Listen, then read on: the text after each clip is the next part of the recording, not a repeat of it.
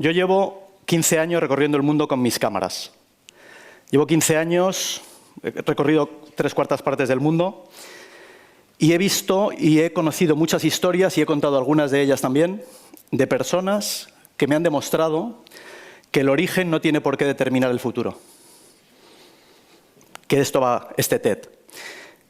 Nadie de nosotros ha elegido dónde nacer, cómo nacer, en qué condiciones, en qué situación socioeconómica, sociopolítica. Y la mayoría de nosotros, es verdad que nos vemos atrapados por esas circunstancias a lo largo de toda nuestra vida y nos condicionan y ya no sabemos cómo escapar, ¿no? Pero como os decía, en todos estos viajes he visto tantas y tantas personas que sí habían escapado que me puse a reflexionar para entender, para intentar comprender cuáles eran esas variables. Y todos ellos tenían, todos, absolutamente todos, un denominador común. ¿Hay alguien en la sala ahora mismo que pudiera decir que no siente miedo por nada? Si alguien dice que siente que no tiene miedo a nada, que levante la mano. ¿Tú no tienes miedo a nada? Pues tienes que dar una charla para enseñarnos a todos los demás. Pero efectivamente eres la excepción. Todos tenemos miedo. Todos tenemos miedos. Nos los han inculcado desde pequeñitos, a veces con sentido, pero muchas veces sin él. Así que vamos creciendo con muchísimos miedos. ¿Pero a qué tenemos miedo?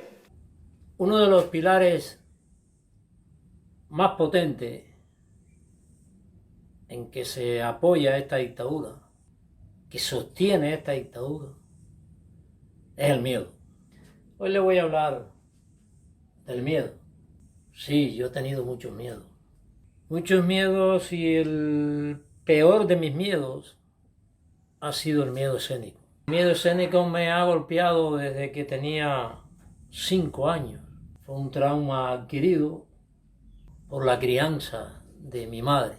No voy a profundizar en el origen de ese miedo, pero sí voy a decir que el primero fue con respecto a las mujeres. Desde niño sentía mucha atracción hacia el sexo opuesto. Mi madre y mi abuela me hicieron ver esa atracción hacia el sexo opuesto como una falta de respeto, como una aberración de mi naturaleza. Así a los 11 años le tenía miedo a las mujeres. Me atraían, era algo que me atraía interiormente, pero tenía mucho miedo dirigirle la palabra a alguna mujer, o alguna inclusive muchacha que estudiaba conmigo. Me fue difícil superar el miedo escénico. Creo que superarlo no, porque no lo he superado aún.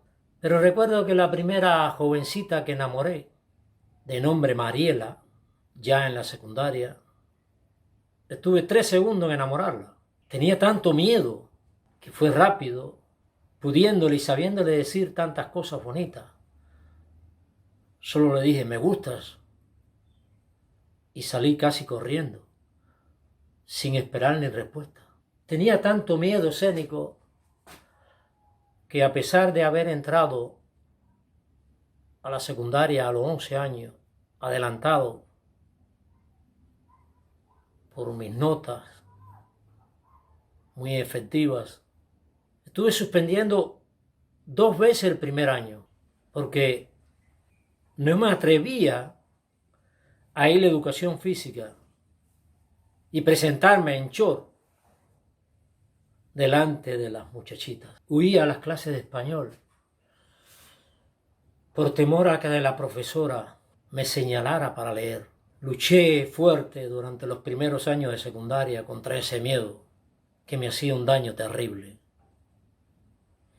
¿Saben lo que es el deseo de conversar con una muchacha, con una jovencita, de hablarle?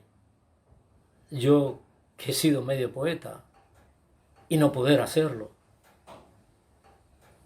Bueno, eso sucedió hasta el 9º grado, en que me liberé un poco de ese miedo. Ese el miedo que más daño me ha hecho. Ese miedo escénico. Deficiencia de la crianza de mi mamá. Pero aún así conservé ese miedo escénico aquí en La Habana, cuando por primera vez vi La Habana. No me atrevía a conversar con los habaneros y las habaneras por el miedo.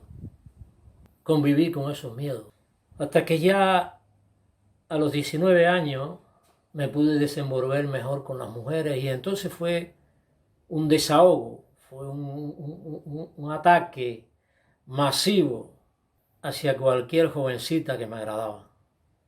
Ya tuve relaciones sexuales con algunas mujeres y entonces fue un poco que inhibiéndose ese miedo, pero continué con el miedo escénico todo el tiempo hasta hace poco cuando, bueno, ese miedo escénico me hizo escribir sobre la sociedad, escribir mi verdadero yo en hojas que poco a poco se han ido perdiendo, han sido pastos de ratones y hongos, pero mi mayor éxito con el miedo fue en la década del 80, cuando aún era oficial de la Marina Mercante, maquinista naval, y entonces me decidí a romper también, no solo con el miedo escénico, sino con otros miedos que tenía respecto a la sociedad.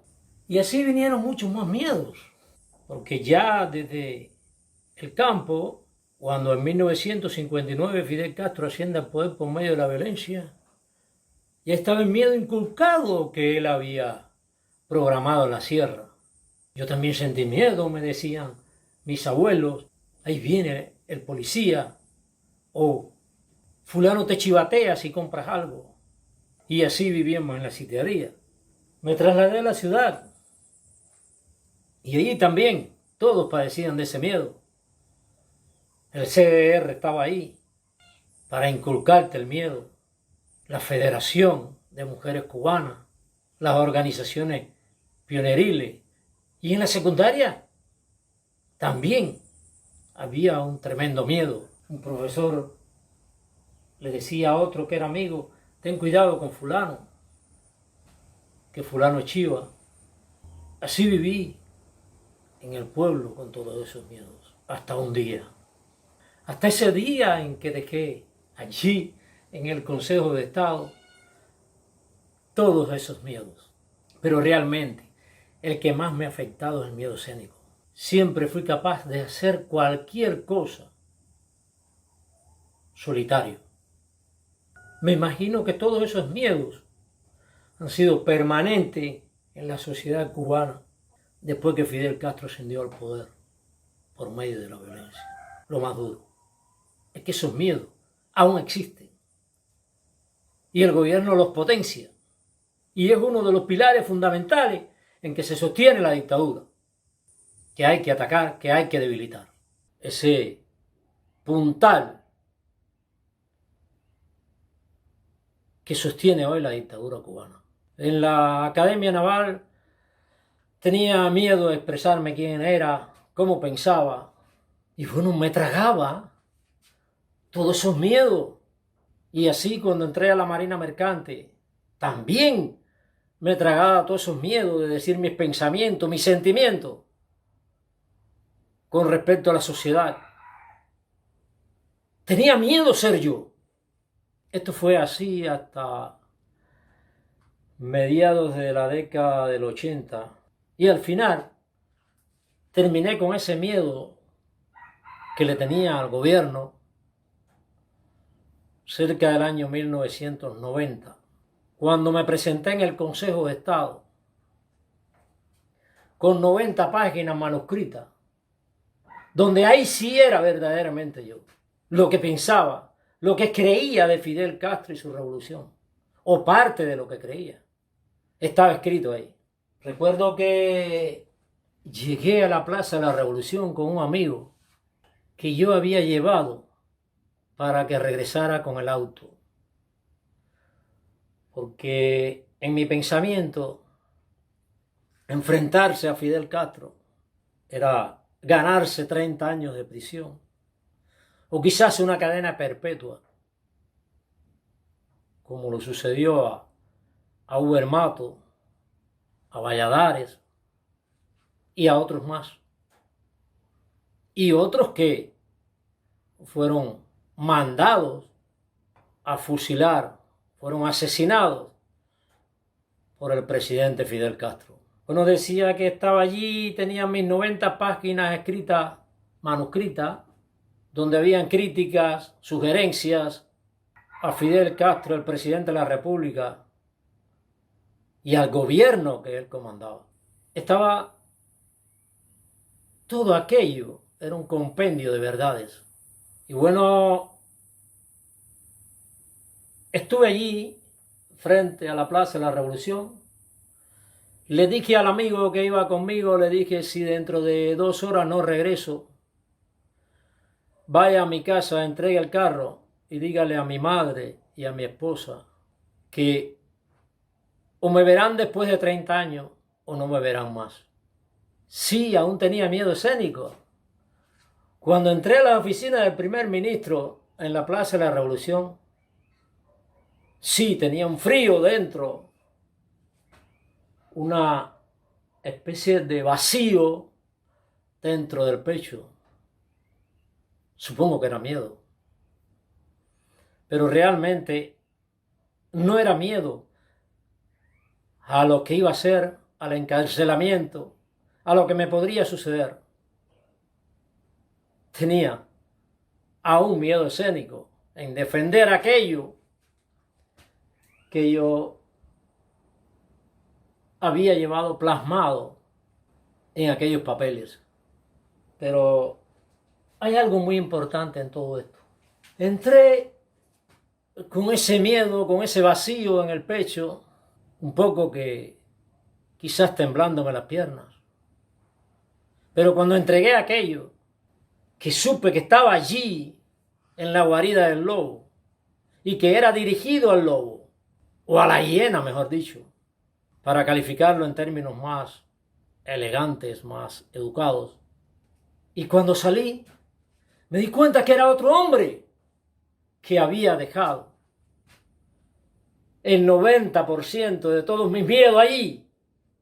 Entonces, supe que de verdad, cuando salí de allí, salió Agustín Valentín López Canino, el hombre para existir, el hombre que era yo y que soy en estos momentos, el hombre que existe,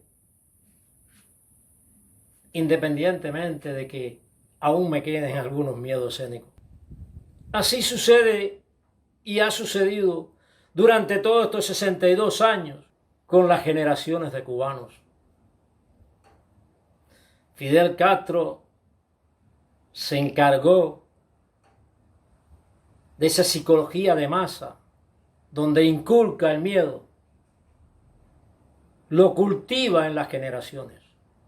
Un miedo que desde luego no solo afecta la sociedad, sino afecta la nación completa. Porque esos miedos hacen que el individuo no se realice, que el individuo no exista, porque con tantos miedos no se existe. Se vive, pero no se existe. El progreso de la nación hoy ha retrocedido, porque cuando en estos tiempos, cuando no se avanza, se retrocede. Ha retrocedido producto de tantos miedos acumulados, que son fantasmas que recorren la isla de un lado al otro, que nos impiden vivir con derechos, realizar la libertad, sentirnos seres sociales dentro de la sociedad. Fidel Castro utilizó muchos mecanismos para el miedo. El CDR. Estos ingenuos parece que de verdad se han creído eso de que vienen los marines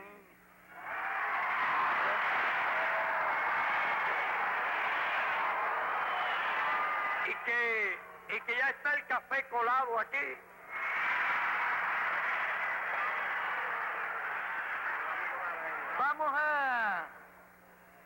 vamos a establecer un sistema de vigilancia colectiva revolucionaria y que todo el mundo sepa quién vive en la manzana y qué hace el que vive en la manzana y qué relaciones tuvo con la tiranía.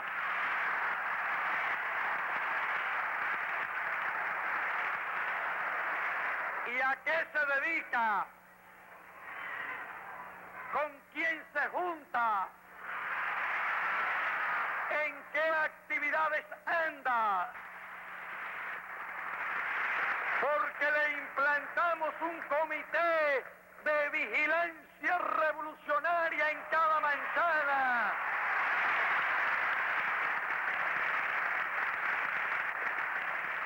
La Federación de Mujeres Cubanas, la Unión de Jóvenes Comunistas, el Partido Comunista, la Policía Nacional Revolucionaria, el MININ, todos con métodos opresivos, fuera de una justicia verdadera.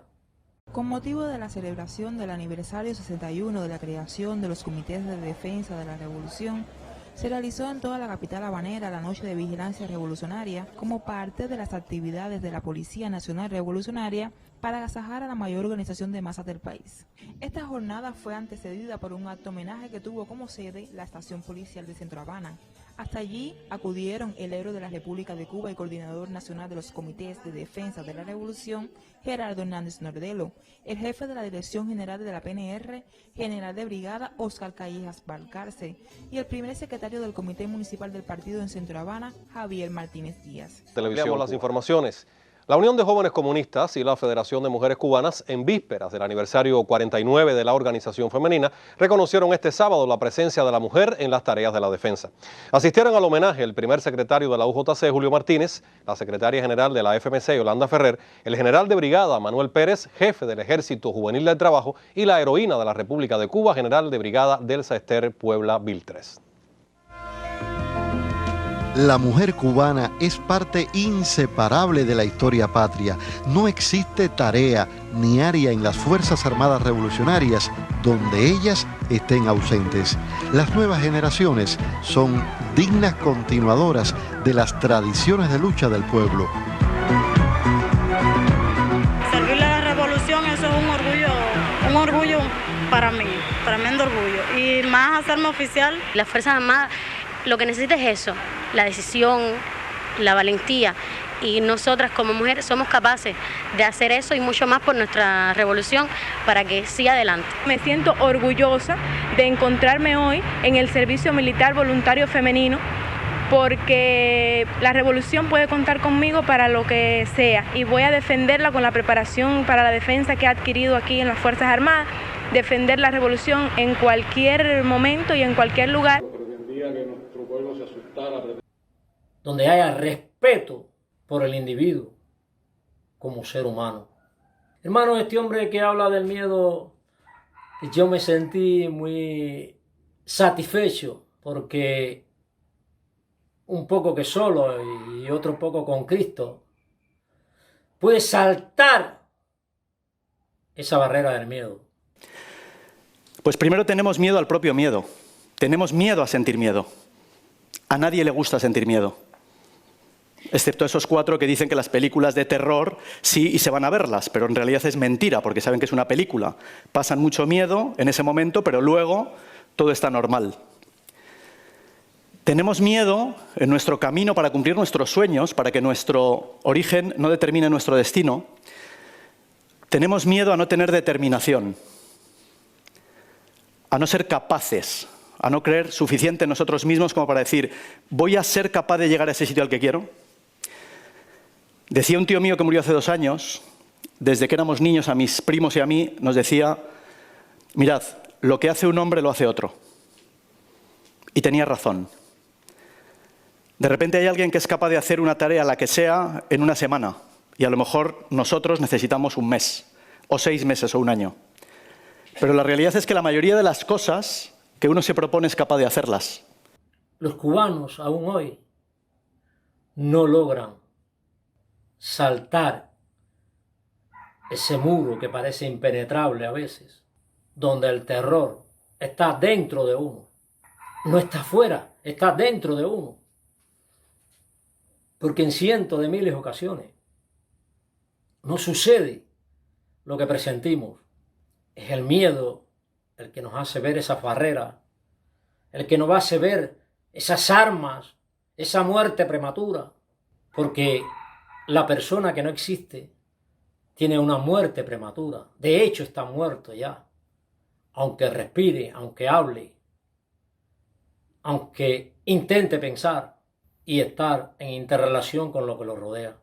Uno de los pilares fundamentales que tiene hoy, que obstaculiza hoy el progreso de la nación cubana, la recuperación de la identidad, la reformación de Cuba como nación, es ese miedo infundado.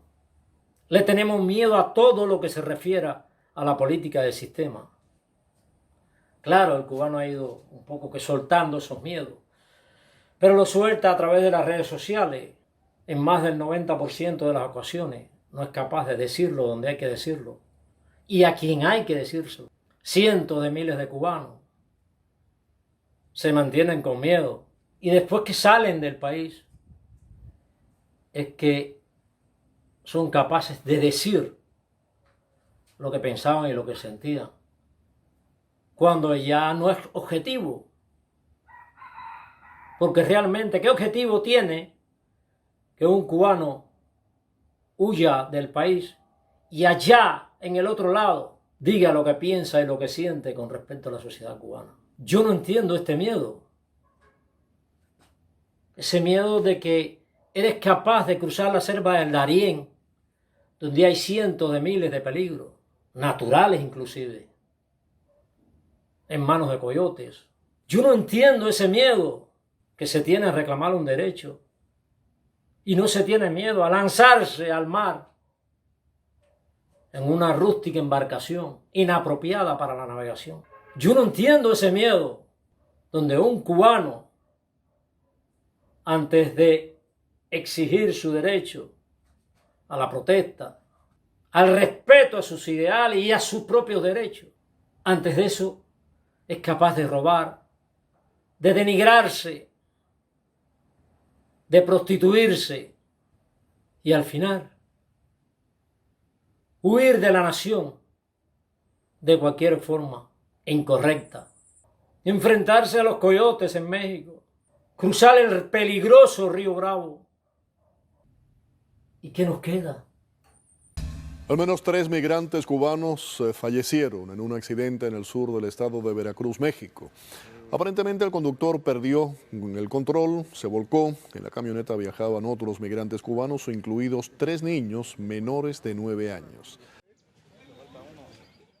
Los migrantes siguen llegando a México, camino a Estados Unidos. Este grupo está compuesto por cubanos provenientes de Guatemala, tras un largo periplo desde la isla comunista. He tenido que coger avión, he tenido que coger carretera, guagua, de todo un poco. Como otros miles de migrantes que han llegado a México en los últimos meses, quieren cruzarlo e ingresar a Estados Unidos en busca de una vida mejor. No somos capaces de vencer el miedo. ¿Qué nos puede ocurrir por esto que yo estoy haciendo? Desde que salí aquel día del Consejo de Estado, salí dispuesto a todo esto. Me he manifestado en las calles, me manifiesto abiertamente en las redes sociales. Cuando me llevan a un calabozo y me entrevistan altos oficiales del gobierno, con la serenidad que estoy ahora mismo hablando aquí, soy capaz de decir todo lo que pienso y lo que siento. Sí, he estado arrestado muchas veces me han golpeado, pero cosas sencillas. Realmente no estoy ni desaparecido, ni estoy preso, estoy libre. Y me siento más libre que nunca en estos momentos. Y convocando a la sociedad civil, y convocando a la sociedad en general a reclamar su derecho en una manifestación pública que no lleve violencia. Porque al hacer actos de violencia, le entregamos a la dictadura la capacidad de accionar, de justificar su propia violencia. ¿Qué sucede en Cuba? ¿Qué sucede con los miedos? Y como dice mi madre, dice, hijo, nadie nunca te va a preguntar cuánto tiempo tardaste en hacer algo, o cuánto esfuerzo, cuánto sacrificio, cuántas horas le tuviste que meter. A la gente no le importa esto, realmente le importa si lo has conseguido o no. Por lo tanto, como lo que vale es efectivamente que tú vayas en el camino en el que quieres ir, luches por eso por lo que quieres luchar, hazlo. Tenemos mucho miedo a no tener esa determinación. Tenemos miedo al rechazo. Muchos tenemos miedo al rechazo. Pero la pregunta que deberíamos hacernos es, ¿a qué rechazo tenemos miedo? Desde luego no lo vamos a sentir de las personas que nos aman, porque si la gente que nos ama nos rechaza es que no nos ama. Por lo tanto, está bien aprender eso cuanto antes. Podemos pensar que tenemos un amigo y ante una situación concreta nos ha rechazado. Perdón, no es verdad. Un amigo no te puede rechazar. Es que no era tu amigo. Qué bien que lo sepamos. Pero además dices, ¿al qué? Al rechazo de la sociedad, del resto de la gente. Vivimos en un mundo en el que toda la gente opina de nosotros, de manera mejor o peor intencionada. Todo el mundo nos da consejos, todo el mundo nos critica, todo el mundo opina de nuestra vida. Pero ¿sabéis cuánto debería realmente importarnos eso? ¿Sabéis cuánto le importa eso a todas las personas que son capaces de hacer que su origen no determine su destino? Nada. Y la reflexión que deberíamos hacer es la siguiente. Si nosotros nos muriésemos mañana, todos nos morimos mañana, ¿sabéis qué harían pasado mañana todas esas personas que se han permitido opinar de nuestra vida, que se han permitido darnos consejos, que se han permitido juzgarnos? ¿Sabéis qué harían pasado mañana? Seguir con su vida tan tranquilos. Por lo tanto, le digo siempre a todo el mundo, si yo me voy a morir mañana y no estás dispuesto a enterrarte conmigo, no te atrevas a opinar sobre mi vida. No te atrevas a juzgarme, no me des consejos que no te pido. Justamente por eso. Así que decimos, ¿al rechazo de quién? ¿De gente que si nos morimos no le importa nada? No tiene sentido. Tenemos miedo al fracaso. Por eso no emprendemos muchísimas tareas en nuestra vida. Pero resulta que dices, ¿qué es el fracaso? ¿El fracaso es no haber conseguido llegar al sitio donde quieres llegar? ¿No haber llegado a tener ese logro, obtener ese logro que tú pretendías? Pues la realidad es que no. Todas las personas que han intentado hacer cosas en la vida, aunque no las han conseguido, no sienten ninguna sensación de fracaso, porque la verdad es que el fracaso y la real sensación de fracaso se tiene cuando uno no lo intenta. Y todas las personas que son capaces de cambiar sus orígenes y de que no determine su destino, han sido capaces de vencer ese miedo al fracaso. ¿Acaso qué nos puede suceder por salir a la calle y protestar? ¿O por hacer un toque de calderos? ¿O de campanas? ¿O presentar un cartel exigiendo libertades, derechos que por condición humana nos corresponde? Es cierto, tienen el poder y nos pueden poner una multa o también llevar a la cárcel o amenazarnos. Pero eso es cuando es singular, cuando sea plural. ¿Qué pasaría? Siempre hay el riesgo de que se ejerza violencia sobre nosotros por parte del Estado. En todas partes del mundo es así, pero en todas partes del mundo también permanecen las protestas y logran, mediante esa lucha no violenta, transformar la sociedad más allá del miedo. Tenemos miedo a no tener el compromiso suficiente con eso que nosotros hemos dicho que queremos hacer o con eso que queremos conseguir. Pero fijaros, os voy a contar cómo funciona esto. La secuencia normal que todos pensamos, porque nos la han contado así, es que primero se produce el deseo de cualquier cosa y luego aparece la voluntad. Es decir, yo quiero comprarme un coche nuevo, deseo comprarme un coche nuevo y entonces decido que voy a hacer todo lo necesario, voy a trabajar los fines de semana, voy a dejar de salir a cenar para ahorrar dinero para comprarme ese coche. Este es el modelo lógico. Nos han contado que esto es así, pero es mentira. La realidad es que el acto volitivo, la voluntad, es anterior al deseo. Quiere decirse que para cuando nosotros deseamos algo profundamente, es porque íntimamente ya nos hemos comprometido con nosotros mismos a hacer todo lo necesario para conseguirlo. Fijaros cómo es el cambio de paradigma. Esto quiere decir que cuando tengamos un deseo profundo, no dejemos de intentar cumplirlo, porque se va a cumplir. Ya hay un compromiso interno, interior nuestro, para hacer todo lo necesario. Y esto es así, es un arma muy poderosa. Y todas las personas que son capaces de hacer que su origen no determine su futuro, lo saben. Y por lo tanto lo ejecutan. Tenemos miedo, obviamente, a rendirnos por el camino. A todos nos da mucha vergüenza. No es ya solo por nosotros, no es por lo que piensen los demás, pero antes hemos explicado qué importa el miedo al rechazo. ¿Al rechazo de quién? ¿Rendirnos ante quién? ¿Ante nosotros mismos? Yo puedo intentar, me encantaría hacer un triatlón. Tengo mi rodilla averiada, sé que no lo puedo hacer, pero yo estaba escuchando antes al compañero y me ha picado. Digo, pues oye, pues voy a intentarlo. Y me quedaré por el camino, no pasa nada. ¿Me rendí? No, llegué hasta donde podía. Llegué hasta donde podían mis fuerzas, porque a veces no tenemos la capacidad de controlarlo todo. Pero yo no me he rendido. Y luego tenemos un miedo enorme a confiar. Pero resulta que es un miedo irracional.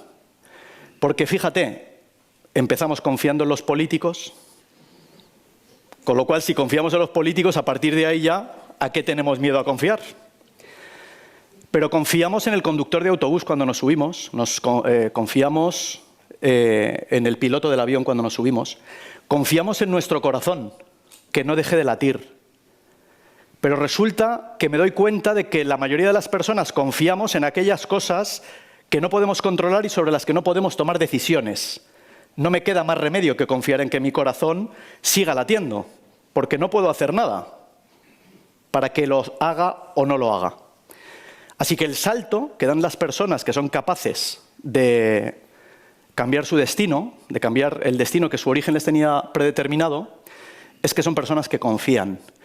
Han dado el salto y se han dado cuenta de que confiamos en tantas cosas porque no nos queda remedio, que por qué no confiar en nosotros mismos, por qué no confiar en la magia de la vida, por qué no confiar en nuestro corazón.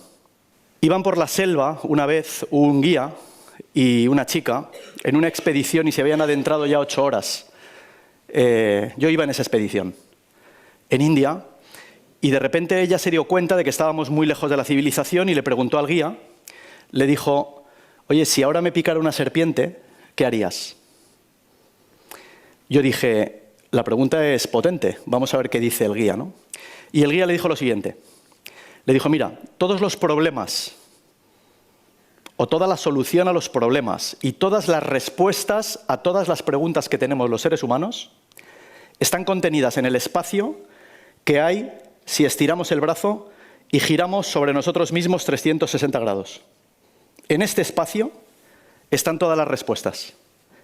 Y él dijo, cuanto más grande es el problema, el espacio se va cortando. Y si el problema es muy grave de verdad, le dijo, la solución está aquí, tocándose el corazón.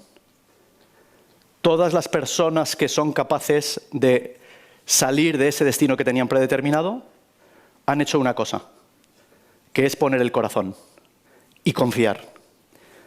A esto yo lo llamo ser capaces de saltar el miedo, porque la vida con mayúsculas está realmente al otro lado del miedo.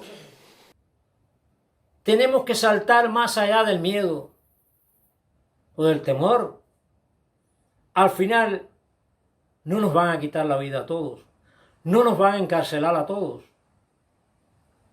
porque hoy hay una juventud que piensa diferente, aunque muchos piensan nada más en salirse del país, pero hay otros que no pueden o no quieren hacerlo. Quieren transformar su país, hacer progresar su nación. Pero mientras el castrocomunismo esté en el poder, no habrá progreso de la nación, porque es una estructura de poder para entorpecer el progreso. Fácil es librarse del miedo. Sáquenlo de dentro nada más y verán que no existe. Sean ustedes mismos, existan Y para existir no hace falta riqueza, no hace falta un buen auto, no hace falta una excelente casa, aunque todo esto sea necesario. Para existir hace falta coraje, valor y saltar las barreras del miedo. Y es tan posible que, como dijo el señor que está en este vídeo, sobra la mano. Lo demás está aquí en el corazón. Entren en sus corazones, cubanos, y verán qué fácil es salir a una protesta pública. Verán qué fácil. Sin rencores, sin odios, con amor. Qué fácil es tomar las calles. El policía no nos va a matar. De tropas especiales, quizás alguno asesine. Pero ellos son seres humanos, cubanos, igual que tú y que yo. Ellos no nos van a destrozar a todos. Porque son seres humanos. Porque tienen corazón y alma, aunque la tengan un poco deformada. Cuando vayamos sin armas, con una sonrisa abierta hacia esas tropas especiales, tienen que tener el alma muy de asesinos para destrozarnos. Saltemos las barreras del miedo. A este lado está la supervivencia. Está el que trabajemos para comer, está el que hagamos las cosas cotidianas. Pero yo no sé si esto tiene que ver con lo que realmente uno siente, con lo que realmente uno sueña. Y la realidad es que la única obligación que tenemos para con nosotros mismos, los seres humanos, porque tenemos obligaciones con todo el mundo, con nuestros padres, con nuestra familia, con los compañeros de trabajo, con los amigos, con la sociedad, con Montoro, con todo, tenemos obligaciones. Pero con nosotros solo tenemos una, que es perseguir nuestros sueños. Es la única obligación que tenemos. Y por supuesto es normal que alguien piense y pregunte, ¿pero acaso perseguir los sueños me va a dar la felicidad? La respuesta es muy clara. Por supuesto que no. Puede dártela o no. Lo que sí estoy seguro es que no perseguirlos te va a dar infelicidad. No importa si lo conseguimos o no. No importa si nos quedamos por el camino. Hemos sido capaces de saltar al otro lado del miedo. Y os voy a presentar a una persona que representa todo esto que acabo de explicar ahora. Pero antes, quiero que hagamos un pequeño ejercicio durante 10 segundos para intentar entender la dimensión de esta persona a la que yo voy a presentar ahora. Y me gustaría que nos tapemos los ojos con las manos. En esta posición, con los ojos tapados, nos vamos a quedar además en silencio 10 segundos. Ya podéis abrir los ojos. Imaginaros que estos 10 segundos que acabamos de vivir fuesen así ya para siempre. No vemos y no oímos. Y que además no hemos visto y no hemos oído nunca. Y ante esa situación, esta persona es capaz de haber vencido el miedo al miedo, de dejar de tener miedo a si va a tener determinación o no, de que no le importe el rechazo, de que le dé igual fracasar, de comprometerse con perseguir sus sueños, de saber que va a luchar hasta sus últimas fuerzas, no rendirse, y además confiar. Yo estoy rodando la película de la vida de esta persona. Y vamos a poner un vídeo de 2 minutos para que lo veáis. El mundo para mí es como un profundo océano. Este silencio sin fin. El camino. Estoy en el camino, pero ¿cuál es la dirección? ¿Cuál es mi lugar en el mundo? Soy ciega. Soy sorda. No puedo hablar y no tengo olfato, pero sí quiero tener voz. Que estoy encantada de estar aquí, que muchísimas gracias por escucharnos. Encantada de conocer a toda la gente que he conocido y que muchas gracias. La vida está al otro lado del miedo. Gracias.